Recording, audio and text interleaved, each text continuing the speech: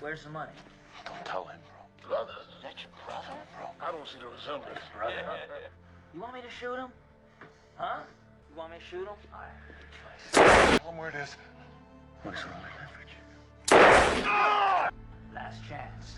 Don't tell him. Please, don't shoot him.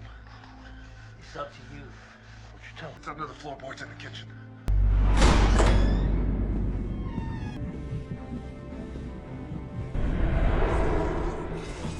It's gonna be okay, bro. Oh, Jesus, but no! Okay. Gary! Smile for the camera.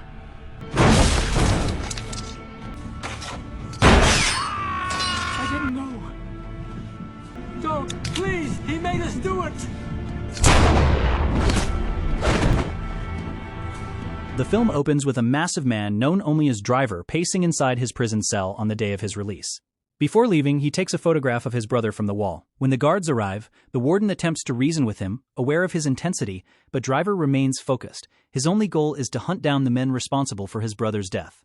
I want you to know, there is help on the outside. So if you get to thinking it's too much, you can't handle the pressure, please call one of these numbers. You have any questions? Where's the exit? Once released into the desert, Driver wastes no time. He runs for miles before reaching a junkyard where a car has been prepared for him. Inside, he finds files on his targets and a loaded gun. With everything in place, he begins his mission.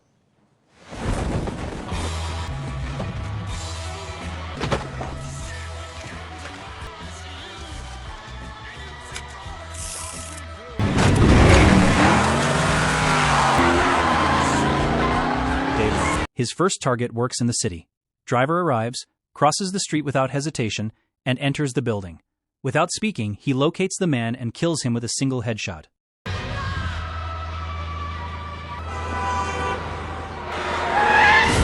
help you? Sir! Sir! The story then introduces a detective known as Cop. He lives recklessly, as shown when he uses drugs in his car before being called to the murder scene. There, he partners with Detective Cicero, and the two begin investigating.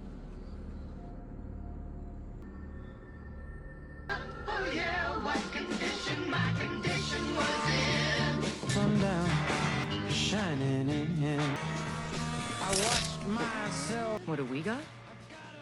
Yeah, I caught the case. Meanwhile, Driver visits a contact named Roy, who helped arrange the car and information. When Roy attempts to raise the price, Driver responds with force. Roy calls in his bodyguard, but the man recognizes Driver's reputation and quickly backs down. Realizing the danger, Roy hands over the remaining names. You been a bad boy. You got my money. Now, how'd you smuggle that much money out of prison? I want the other names. The price just went up. I wants to renegotiate. The price just went down. Kenny. Giffy. I know who you are. Who is it? The ghost. Here, I owe you a refund. Here you go. As the investigation continues, Cop and Cicero review footage and notice that the victim recognized his attacker. News of the killings spreads, drawing attention from dangerous figures. He looks so familiar. I have seen him somewhere. I know it.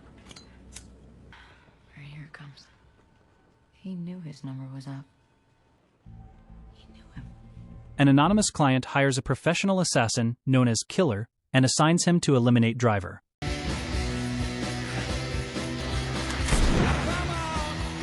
a new client for you. I'll send you the target spec now. On the second day, Driver tracks another target to an apartment building. Inside, he finds a man attempting to harm a young woman. Driver intervenes, disables him, and finishes him with a precise shot. As he exits, Killer intercepts him in the hallway. A brief standoff follows, but Driver escapes during the chaos.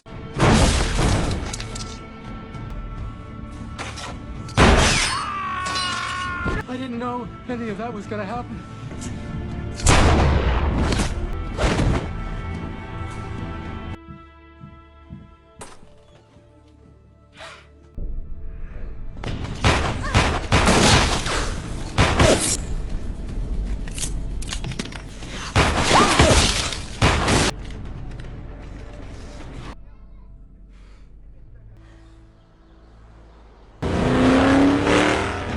Back at the station, Cop and Cicero uncover Driver's past. He served 10 years in prison, kept to himself, and survived multiple attacks. Before his arrest, he worked as a skilled getaway driver alongside his brother. After a heist, their crew was ambushed. Although Driver surrendered the money to save his brother, the attackers killed him anyway. Driver was then shot and left for dead, but survived. Don't Tell him, bro. Brother. Is that your brother? Bro. You want me to shoot him? You want me to shoot him? Let's just tell him where it is. Last chance. Please, don't shoot him. It's up to you. It's under the floorboards in the kitchen. I'm sorry. It's gonna be okay, bro.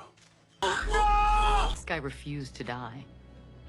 Meanwhile, Driver continues tracking targets, including one connected to his past. At the same time, Killer begins to take Driver more seriously after their encounter, recognizing his speed and fearlessness.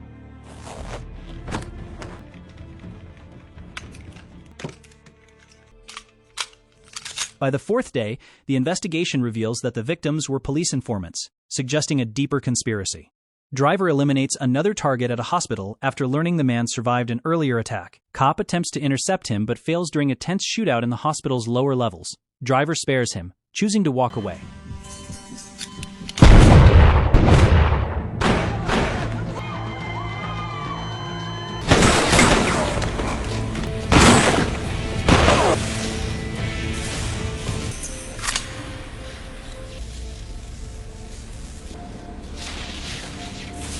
Later, Driver confronts his past by visiting his mother. He learns that his stepfather, whom he suspected of betrayal, is already dead. This revelation forces him to reconsider parts of his mission. Where's the old man? Dead? How long ago? I don't know. 3 or 4 years. On the fifth day, Driver locates his final target, now a traveling preacher. During their confrontation, the man expresses regret and claims he never intended for Driver's brother to be killed. Faced with this, Driver hesitates and ultimately spares him, showing the first sign of restraint.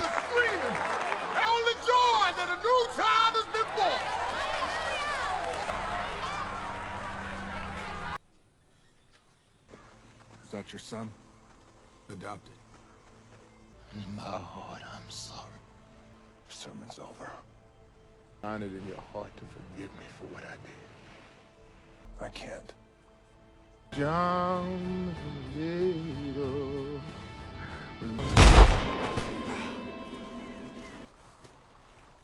Go back to your family. As Driver reflects on his actions, Killer finds him and prepares to finish the job. Before he can act, Cop arrives and reveals the truth. He orchestrated the original betrayal, hired Killer, and was responsible for the events that led to Driver's brother's death. In a sudden move, Cop shoots Driver, believing it is over.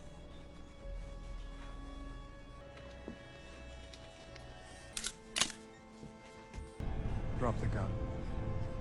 Don't move. Put the gun down.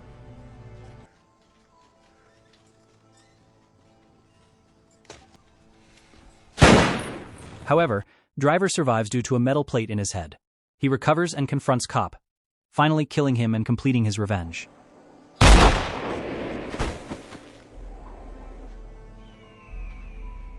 Metal plate. In the end, Driver scatters his brother's ashes by the sea. With his mission complete, he drives away, leaving everything behind. Don't forget to like and subscribe because it really makes the channel grow.